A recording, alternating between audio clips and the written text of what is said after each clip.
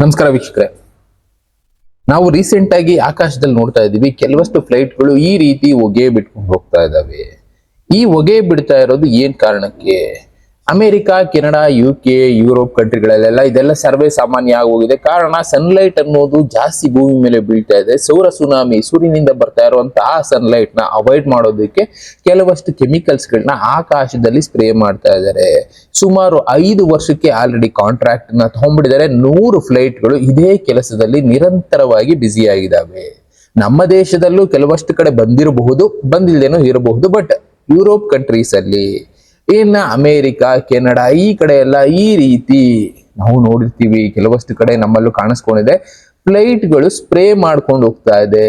ಇದು ಫ್ಲೈಟ್ ಅಲ್ಲಿ ಬರ್ತಾ ಇರೋ ಹೊಗೆ ಅಲ್ಲ. ನಾವು ಅನ್ಕೊಂಡ್ಬಿಡ್ತೀವಿ ಫ್ಲೈಟ್ಗಳು ಹೋಗ್ತಾ ಇರುವಾಗ ಅದರಿಂದ ಬರ್ತಾ ಇರೋ ಹೊಗೆ ಅಂತ. ಇದು ಹೊಗೆ ಅಲ್ಲ, ಕೆಮಿಕಲ್ ಸ್ಪ್ರೇಯಿಂಗ್. ಈ ಕೆಮಿಕಲ್ ಏನ್ ಮಾಡ್ತಾ ಇದೆ ಮನುಷ್ಯರನ್ನ, ಇಲ್ಲಿ ಮನುಷ್ಯರನ್ನ ಕಾಪಾಡಬೇಕಾಗಿರುವಂತ ದೇಶಗಳು ಮನುಷ್ಯರ ಮೇಲೆ ದಾಳಿ ಮಾಡ್ತಾ ಇದ್ದಾರಾ? ಒಂದು ಪ್ರಶ್ನೆ ಹುಟ್ಟುತ್ತೆ. ಯಾಕೆ ಅಂದ್ರೆ ಇಲ್ಲಿ ಸ್ಪ್ರೇ ಮಾಡ್ತಾ ಇರೋ ಕೆಮಿಕಲ್ ಅಂತದ್ದು.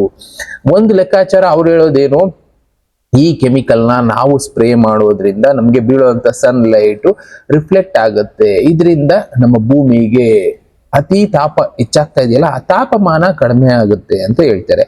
ಆಗುತ್ತಾ? ಆಗಬಹುದು.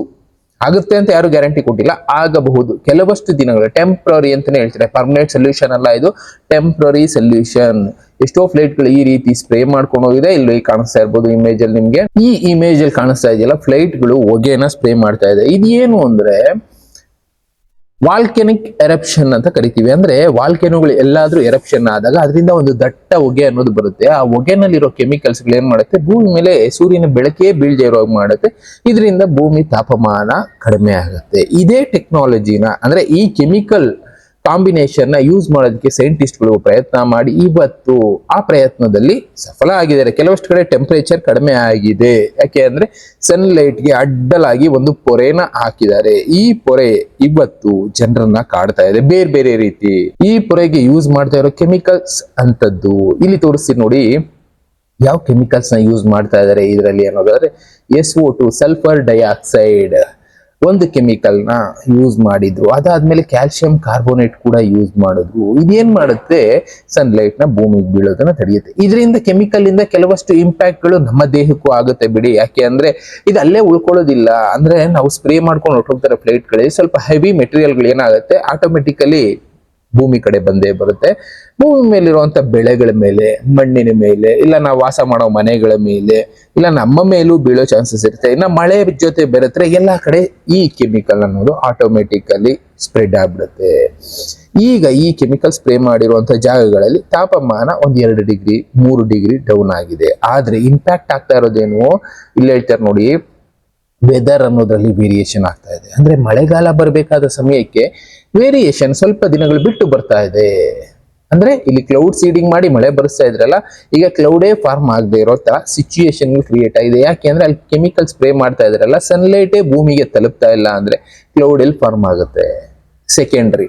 ಇನ್ನ ಕ್ರಾಪ್ಸ್ಗಳು ಸರಿಯಾಗಿ ಬೆಳೀತಾ ಇಲ್ಲ, ಬೆಳೆ ಬೆಳಿತಾನೆ ಇಲ್ಲ. ಯಾಕೆ ಅಂದ್ರೆ ಸನ್ಲೈಟ್ ಇಷ್ಟು ಬೇಕಾಗಿತ್ತು ಅಷ್ಟೊಂದು ಬೀಳ್ತಾನೆ ಇಲ್ಲ. ಕೆಲವೊಂದು ಕಡೆ ಜಾಸ್ತಿ ಸ್ಪ್ರೇ ಆಗಿದೆ, ಕೆಲವೊಂದು ಕಡೆ ಕಡಿಮೆ ಸ್ಪ್ರೇ ಆಗಿದೆ. ಅದನ್ನ ಕಂಟ್ರೋಲ್ ಮಾಡೋ ಪ್ರಯತ್ನ ಮಾಡಿ, ಅದೇ ಹೇಳಿದ್ನಲ್ಲ, 100 ಫ್ಲೈಟ್ಗಳು 2030 ತನಕ ಇದೇ ರೀತಿ ಸ್ಪ್ರೇ ಮಾಡ್ತಾ ಇರುತ್ತೆ. ಇದಕ್ಕೆ ಕೋಟ್ಯಾಂತರ ರೂಪಾಯಿ ಖರ್ಚು ಮಾಡ್ತಾ ಇದಾವೆ ದೇಶಗಳು, ಸನ್ಲೈಟ್ ನ ಭೂಮಿಗೆ ಬೀಳೋದನ್ನ ಅವಾಯ್ಡ್ ಮಾಡೋದಕ್ಕೆ. ಸನ್ಲೈಟ್ ಭೂಮಿಗೆ ಬಿದ್ದರೆ ಏನಾಗುತ್ತೆ, ಮನುಷ್ಯರಿಗೆ ಚರ್ಮದ ಕಾಯಿಲೆ ಬರುತ್ತೆ, ತಾಪಮಾನ ಜಾಸ್ತಿ ಆಗುತ್ತೆ, ಐಸ್ ಅನ್ನೋದು ಕರಗೋದು ಶುರು ಆಗುತ್ತೆ, ಅಲ್ಲಿ ಬೇರೆ ಬೇರೆ ಕಾಯಿಲೆಗಳು ಉಟ್ಕೊಳ್ಳುತ್ತೆ ಅಂತ ಒಂದು ಲೆಕ್ಕಾಚಾರ ಮಾಡಿ ಈ ರೀತಿ ಕೆಮಿಕಲ್ ನ ಸ್ಪ್ರೇ ಮಾಡೋಣ. ಇದರಿಂದ ಆಟೋಮೆಟಿಕಲಿ ಎಲ್ಲಾ ಕಡಿಮೆ ಆಗುತ್ತೆ ಅಂತ ಲೆಕ್ಕಾಚಾರ ಮಾಡಿದ್ರು. ಅದೇನಾಯ್ತು, ಇಲ್ಲಿ ಬೇರೆ ತರ ಕನ್ವರ್ಷನ್ ಆಗೋಯ್ತು. ನಾನು ಅದೇ ಹೇಳಿದ್ನಲ್ಲ, ವೆದರಲ್ ವೇರಿಯೇಷನ್. ಅದೇ ಹೇಳ್ತಾರೆ, ಮಾನ್ಸೂನ್ಸ್ ವೇರಿಯೇಷನ್ ಆಗುತ್ತೆ. ಇದರಿಂದ ಏನಾಗುತ್ತೆ, ಅಗ್ರಿಕಲ್ಚರ್ ಮೇಲೆ ಇಂಪ್ಯಾಕ್ಟ್ ಆಗುತ್ತೆ. ಕೆಲವಷ್ಟು ಪ್ರದೇಶಗಳು ಮಳೆ ನಂಬ್ಕೊಂಡು ಬೆಳೆಗಳನ್ನ ಬೆಳೀತಾರೆ. ನಮ್ಮ ದೇಶದಲ್ಲೂ ಮಳೆ ಆಧಾರಿತ ಪ್ರದೇಶಗಳು ಎಷ್ಟೋ ಇದಾವೆ. ಅಂತ ಜಾಗದಲ್ಲೆಲ್ಲ ಇಂಪ್ಯಾಕ್ಟ್ ಆಗುತ್ತೆ.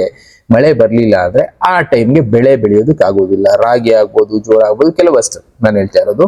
ಮಳೆ ಬಂದ್ರೆ ನಾಟಿ ಮಾಡ್ತಾರೆ, ಅದು ಬೆಳೆಯುತ್ತೆ. ಮಳೆ ಹೋದ್ಮೇಲೆ ಆಟೋಮೆಟಿಕಲಿ ಬೇರೆ ಸೋರ್ಸಸ್ ಇಂದ ಬೇರೆ ಬೆಳೆಗಳನ್ನ ಬೆಳ್ಕೊಳ್ತಾರೆ. ಆದ್ರೆ ಮಳೆ ಆಧಾರಿತ ಪ್ರದೇಶಗಳು ಎಷ್ಟೋ ಇದಾವೆ, ಅಂತದ್ದೆಲ್ಲ ವೀಕ್ ಆಗುತ್ತೆ. ಫುಡ್ ಸಿಸ್ಟಮ್ ಏನಿದೆ ಅದು ವೇರಿಯೇಷನ್ ಆಗುತ್ತೆ. ಸಪ್ಲೈ ಚೈನ್ ಅನ್ನೋದು ಒಂದ್ ಕಡೆ ಕಟ್ ಆಗುತ್ತೆ. ಅವಾಗ ಯಾವುದೋ ಒಂದು ಫುಡ್ ಮೇಲೆ ಡಿಪೆಂಡ್ ಆಗ್ಬೇಕಾಗಿ ನಾವು ಬರುತ್ತೆ ಅಂತಾನೆ ಸೈಂಟಿಸ್ಟ್ಗಳು ಈಗ ಎಚ್ಚರಿಸ್ತಾ ಇದ್ದಾರೆ. ಹೌದು, ಈ ಕ್ಲೌಡ್ ಸೀಡಿಂಗ್ ಬೇಕಾಗಿರ್ಲಿಲ್ಲ. ಕ್ಲೌಡ್ ಸೀಡಿಂಗ್ ಅಲ್ಲ, ಈ ಸೂರ್ಯನ ಬೆಳಕು ಭೂಮಿ ಮೇಲೆ ಬೀಳೋದನ್ನ ಅವಾಯ್ಡ್ ಮಾಡೋದಕ್ಕೆ ಮಾಡ್ತಾ ಇದೀವಲ್ಲ, ಈ ಕೆಮಿಕಲ್ ಸ್ಪ್ರೇಯಿಂಗ್ ಬೇಕಾಗಿರ್ಲಿಲ್ಲ ಅಂತ ಹೇಳ್ತಾ ಇದ್ದಾರೆ. ಇನ್ನ ಮುಂದಕ್ಕೆ ಹೇಳ್ತಾರೆ ನೋಡಿ, ಇದರಿಂದ ಸಲ್ಫರ್ ಕುಡ್ ಡಿಲೇ ಹೀಲಿಂಗ್ ಓಝೋನ್ ಲೇಯರ್. ಅಂದ್ರೆ ನಮ್ಮ ಓಝೋನ್ ಲೇಯರ್ ಏನಿತ್ತು ಅದು ಡ್ಯಾಮೇಜ್ ಆಗ್ತಾ ಇರುತ್ತೆ. ಕೆಲವೊಂದು ಸಲ ನಾವು AC ಇದೆಲ್ಲ ಜಾಸ್ತಿ ಬಳಸೋದ್ರಿಂದ ಅದರಿಂದ ಹೋಗುವಂತ ಈ ಕಾರ್ಬನ್ ಮಾನಾಕ್ಸೈಡ್ ಓಝೋನ್ ಲೇಯರ್ ನ ಡ್ಯಾಮೇಜ್ ಮಾಡ್ತಾ ಇರುತ್ತೆ. ಅದು ಸೆಲ್ಫ್ ಹೀಲಿಂಗು ಆಗ್ತಾ ಇರುತ್ತೆ. ಈ ಮರ ಗಿಡಗಳು ರಿಲೀಸ್ ಮಾಡೋ ಆಕ್ಸಿಜನ್ ಇಂದ ಸೆಲ್ಫ್ ಹೀಲಿಂಗ್ ಆಗ್ತಾ ಇರುತ್ತೆ. ಈ ರೀತಿ ಸ್ಪ್ರೇ ಮಾಡೋದ್ರಿಂದ ಅದು ಸೆಲ್ಫ್ ಕರೆಕ್ಷನ್ ಮಾಡ್ಕೊಳ್ಳೋ ಟೈಮ್ ಡಿಲೇ ಆಗಬಹುದು. ಇನ್ನ ಇದು ಗ್ಲೋಬಲ್ ಎಲ್ಲಾ ಕಡೆ ಸ್ಪ್ರೇ ಮಾಡ್ತಾ ಇರೋದ್ರಿಂದ ಕೆಲವಷ್ಟು ವೇರಿಯೇಷನ್ಗಳು ಆ ದೇಶಗಳಲ್ಲಿ ಕಾಣಿಸ್ಕೊಳ್ತೀವಿ. ಎಷ್ಟೋ ದೇಶಗಳು ಇದನ್ನ ಅಪೋಸ್ ಮಾಡಿ ಸ್ಟಾಪ್ ಮಾಡೋ ಪ್ರಯತ್ನ ಮಾಡಿದ್ರು. ಆದ್ರೂ ಕೂಡ ಇನ್ನ ಎಷ್ಟೋ ದೇಶಗಳಲ್ಲಿ ಇದನ್ನ ಸ್ಟಾಪ್ ಮಾಡ್ತಾ ಇಲ್ಲ, ಸ್ಪ್ರೇ ಮಾಡ್ತಾನೆ ಇದ್ದಾರೆ. ಇದರಿಂದ ಮನುಷ್ಯಗೂ ಕೂಡ ಇಂಪ್ಯಾಕ್ಟ್ ಆಗ್ತಾ ಇದೆ. ಕಾಯಿಲೆಗಳು ಬರ್ತಾ ಇದೆ, ಎಷ್ಟೋ ಡಿಸೀಸಸ್ಗಳು ಬರ್ತಾ ಇದೆ. ಏರ್ ಕ್ವಾಲಿಟಿ ಇಲ್ಲಿ ನೋಡಿ ಅದನ್ನೇ ಹೇಳ್ತಾರೆ, ರೆಸ್ಪಿರೇಟರಿ ಸಿಸ್ಟಮ್ ಮೇಲೆ ಇಂಪ್ಯಾಕ್ಟ್ ಮಾಡ್ತಾ ಇದೆ. ಸಲ್ಫರ್ ಡೈಆಕ್ಸೈಡ್ ಯೂಸ್ ಮಾಡ್ತಾ ಇರೋದ್ರಿಂದ ಕೆಲವೊಬ್ಬರಿಗೆ ಲಂಗ್ಸ್ ರಿಲೇಟೆಡ್ ಅಸ್ತಮಾ ಅಟ್ಯಾಕ್ ಆಗೋ ಚಾನ್ಸಸ್ ಇರುತ್ತೆ. ಕ್ರೋನಿಕ್ ಹಾರ್ಟ್ ಅಟ್ಯಾಕ್ ಆಗೋ ಚಾನ್ಸಸ್ ಇರುತ್ತೆ. ಲಂಗ್ ಡಿಸೀಸ್ ಬರೋ ಚಾನ್ಸಸ್ ಇರುತ್ತೆ. ಆಕಾಶದಲ್ಲಿ ಎಲ್ಲೋ ಸ್ಪ್ರೇ ಮಾಡ್ತಾ ಇದ್ದಾರೆ, ಅದರಿಂದ ಇಂಪ್ಯಾಕ್ಟ್ ಗಳನ್ನ ಅರ್ಥ ಮಾಡ್ಕೊಳ್ಳಿ. ನಮ್ಗೆ ಯಾಕೆ ಬಿಡಿ ಅಂತ ನಾವು ಸುಮ್ಮನೆ ಇರ್ತೀವಿ. ಆಕಾಶದಲ್ಲಿ ಹೋಗ್ತಾ ಇರೋ ಫ್ಲೈಟ್ಗಳು ಈ ರೀತಿ ಕೆಮಿಕಲ್ ನ ಸ್ಪ್ರೇ ಮಾಡ್ಕೊಂಡು ಹೋಗೋದ್ರಿಂದ ತಾಪಮಾನ ಕಡಿಮೆ ಮಾಡೋದಕ್ಕೆ ಮಾಡ್ತಾ ಇದ್ದಾರೆ. ಆದ್ರೆ ಆ ಸ್ಪ್ರೇ ಮಾಡ್ಕೊಂಡು ಹೋಗೋದ್ರಿಂದ ಮನುಷ್ಯರಿಗೆ ಏನೇನು ಇಂಪ್ಯಾಕ್ಟ್ ಆಗ್ತಾ ಇದೆ ನೋಡಿ. ಅದ್ರ ಜೊತೆಗೆ ಕ್ಯಾಲ್ಸಿಯಂ ಕಾರ್ಬೋನೇಟ್ ಇದೆಲ್ಲ ಕೆಲವಷ್ಟು ಟಾಕ್ಸಿಕ್ ಕೆಮಿಕಲ್ಸ್ ಯೂಸ್ ಮಾಡ್ತಾ ಇದ್ದಾರೆ. ಅದು ನಮ್ಮ ಫುಡ್ ನಾವು ತಿಂತೀವಲ್ಲ, ತರಕಾರಿಗಳ ಮೇಲೆ, ಸೊಪ್ಪು, ಇದ್ರ ಮೇಲೆ ಎಲ್ಲ ಬಂದು ಬೀಳೋ ಚಾನ್ಸಸ್ ಇರುತ್ತೆ. ಅದನ್ನ ಕಂಟ್ರೋಲ್ ಮಾಡೋದಕ್ಕಾಗೋದಿಲ್ಲ. ಗಾಳಿ ಬೀಸಿದಾಗ ಆ ಸ್ಪ್ರೇ ಮಾಡಿರುವಂತ ಕೆಮಿಕಲ್ ಎಲ್ಲಿ ಬೇಕಾದ್ರೂ ಟ್ರಾವೆಲ್ ಮಾಡಬಹುದು. ಅದನ್ನ ತಿಂದಂತ ಮನುಷ್ಯರಿಗೆ ಡಿಸೀಸ್ ಅಂದ್ರೆ ಬಾಡಿನಲ್ಲಿರುವಂತ ಆರ್ಗನ್ಸ್ ಗಳು ಫೇಲ್ಯೂರ್ ಆಗ್ತಾ ಇದಾವೆ. ಇನ್ನ ಅಗ್ರಿಕಲ್ಚರ್ ಮೇಲೆ ಇಂಪ್ಯಾಕ್ಟ್ ಆಗುತ್ತೆ ಅಂತ ನಾನು ಹೇಳಿದೆ. ಯಾಕೆ ಅಂದ್ರೆ ಸೂರ್ಯನ ಬೆಳಕು ಭೂಮಿ ಮೇಲೆ ಬೀಳಿಲ್ಲ ಅಂದ್ರೆ ನಮ್ಮ ಬೆಳೆಗಳು ಬೆಳೆಯೋದೇ ಇಲ್ಲ. ಕತ್ಲಲ್ಲಿ ಬೆಳೆ ಬೆಳೆಯೋದಕ್ಕಾಗತ್ತಾ? ಎಷ್ಟು ಟೆಂಪರೇಚರ್ ಬೇಕು ಭೂಮಿಗೆ, ಎಷ್ಟು ಮಳೆ ಬೇಕು, ಅದನ್ನ ನಾವು ಅವಾಯ್ಡ್ ಮಾಡ್ಬಿಡ್ತೀವಿ. ಅವಾಯ್ಡ್ ಮಾಡಿದಾಗ ಏನಾಗುತ್ತೆ, ನಮಗ್ ಬರುವಂತ ಬೆಳೆ ಪ್ರಮಾಣ ಕಡಿಮೆ ಆಗುತ್ತೆ, ಕುಂಠಿತ ಆಗುತ್ತೆ, ಜೊತೆಗೆ ಬೆಳೆನೇ ಬರದೆ ಹೋಗ್ಬೋದು. ಅಂತ ಸಿಚುಯೇಷನ್ ಈಗ ಆಲ್ರೆಡಿ ಎಷ್ಟೋ ದೇಶಗಳಲ್ಲಿ ಕ್ರಿಯೇಟ್ ಆಗೋಗ್ಬಿಟ್ಟಿದೆ. ಏನೋ ಮಾಡೋದಕ್ಕೆ ಹೋಗಿ ಏನೋ ಮಾಡ್ಕೊಂಡ್ರು ಅನ್ನೋ ಆಗಿದೆ ಪರಿಸ್ಥಿತಿ. ಇನ್ನ ಸನ್ಲೈಟ್ ಅವಾಯ್ಡ್ ಆಗ್ತಾ ಇರೋದ್ರಿಂದ ಮನುಷ್ಯರಿಗೆ ಬೇಕಾದಂತ ಕೆಲವಷ್ಟು ವಿಟಮಿನ್ಸ್ಗಳು ಅದರಿಂದ ಬರ್ತಾ ಇತ್ತು, ಅದು ಸಿಗ್ತಾ ಇಲ್ಲ. ಇದು ಕೂಡ ಕಾಯಿಲೆಗಳಿಗೆ ಕಾರಣ ಆಯ್ತು. ಇನ್ನ ಡಿಸೀಸ್ಗಳು ಜಾಸ್ತಿ ಆಗುತ್ತೆ ಅಂತಾನೆ ಹೇಳ್ತಾರೆ. ಇಲ್ಲಿ ಮೇಜರ್ ಆಗಿ ಮೆನ್ಷನ್ ಮಾಡ್ತಾರೆ ನೋಡಿ, ಮಲೇರಿಯಾ, ಡೆಂಗ್ಯೂ ಫೀವರ್ ಇದು ಜಾಸ್ತಿ ಆಗುತ್ತೆ. ಯಾಕೆ? ವಾರ್ಮ್ ಅಂದ್ರೆ ಬಿಸಿಯಾಗಿದ್ದಂತ ವಾತಾವರಣದಲ್ಲಿ ಇದು ಕಡಿಮೆ ಆಗ್ತಾ ಇತ್ತು. ಯಾವಾಗ ಸ್ವಲ್ಪ ವಾತಾವರಣ ತಂಪಾಗುತ್ತೋ ಇದು ಜಾಸ್ತಿ ಆಗ್ತಾ ಹೋಗುತ್ತೆ. ಜನರು ಇದಕ್ಕೆ ಬಲಿ ಆಗ್ತಾರೆ. ಇನ್ನು ಮೆಂಟಲ್ ಅಂಡ್ ಹೆಲ್ತ್ ಇದ್ರ ಮೇಲೂ ಕೂಡ ಇಂಪ್ಯಾಕ್ಟ್ ಮಾಡುತ್ತೆ. ಅದನ್ನೇ ಹೇಳ್ತಾ ಇರೋದು ವೈಟ್ ಸ್ಕೈ ಫೆನಾಮಿನಾ ಅಂತ ಕರೆದ್ರು. ಏನಂದ್ರೆ ನಮ್ಮ ಬಾಡಿಗೆ ಎಷ್ಟು ಟೆಂಪರೇಚರ್ ಬೇಕು, ಎಷ್ಟು ಹೀಟ್ ಬೇಕು, ಅದು ಸಿಗ್ಲಿಲ್ಲ ಅಂದ್ರೆ ನಮ್ಮ ಬಾಡಿನಲ್ಲಿರುವಂತ ಹಾರ್ಮೋನ್ಸ್ಗಳು ಇಂಬ್ಯಾಲೆನ್ಸ್ ಆಗುತ್ತೆ. ಆಗ ಆಟೋಮೆಟಿಕಲಿ ನಾವು ವೀಕ್ ಆಗ್ತೀವಿ. ಮನುಷ್ಯನ ದೇಹ ಟೋಟಲಿ ವೀಕ್ ಆಗ್ತಾ ಹೋಗುತ್ತೆ. ಅದನ್ನೇ ಇವರು ಮೆನ್ಷನ್ ಮಾಡ್ತಾ ಇರೋದು. ಇನ್ನು ಅಲ್ಟ್ರಾ ವೈಲೆಟ್ ರೇಡಿಯೇಷನ್ ಇದು ಕೂಡ ಇಂಪ್ಯಾಕ್ಟ್ ಮಾಡ್ತಾ ಇದೆ. ಅಲ್ಲಿ ಬರುವಂತ ಕೆಮಿಕಲ್ಸ್ ಗಳ ಮೇಲೆ ಈ ಸನ್ಲೈಟ್ ಬಿದ್ದು ಕೆಲವಷ್ಟು ಪಾಸ್ ಆಗೋ ಚಾನ್ಸಸ್ ಇರುತ್ತೆ. 100% ಇವ್ರು ಕಂಟ್ರೋಲ್ ಮಾಡಕ್ ಚಾನ್ಸೇ ಇಲ್ಲ. ಅದು ಕೂಡ ಮನುಷ್ಯರಿಗೆ ಕ್ಯಾನ್ಸರ್ ತಂದಿಡೋ ಚಾನ್ಸಸ್ ಇರುತ್ತೆ. ಒಟ್ನಲ್ಲಿ ಇವ್ರು ಏನೋ ಮಾಡೋದಕ್ಕೆ ಹೋಗಿ ಇವತ್ತಿನ ಪರಿಸ್ಥಿತಿ ರಿಸ್ಕ್ ತಗೊಬಂದಿಟ್ಟಿದ್ದಾರೆ. ಇದು ನಮ್ಮ ದೇಶದಲ್ಲಿ ಆಗ್ಬೇಕಾ ಬೇಡವಾ? ನಮ್ಮ ದೇಶದಲ್ಲೂ ಇಂಥದನ್ನ ಪ್ಲಾನ್ ಮಾಡ್ತಾ ಇದ್ದಾರೆ. ಯಾಕೆ ಅಂದ್ರೆ ನಮ್ಮ ದೇಶದಲ್ಲಿ ಟೆಂಪರೇಚರ್ ಒಂದೊಂದು ಜಾಗದಲ್ಲಿ ಅತಿಯಾಗಿ ರೈಸ್ ಆಗ್ತಾ ಇದೆ. ಆ ಟೆಂಪರೇಚರ್ ನ ಕಂಟ್ರೋಲ್ ಮಾಡೋದಕ್ಕೋಸ್ಕರ ಇದು ನಮ್ಮ ದೇಶದಲ್ಲೂ ಮಾಡಬೇಕು ಅನ್ನೋ ಪ್ಲಾನಿಂಗ್ ಇದೆ. ಮಾಡದೇ ಇದ್ರೆ ಒಳ್ಳೇದು.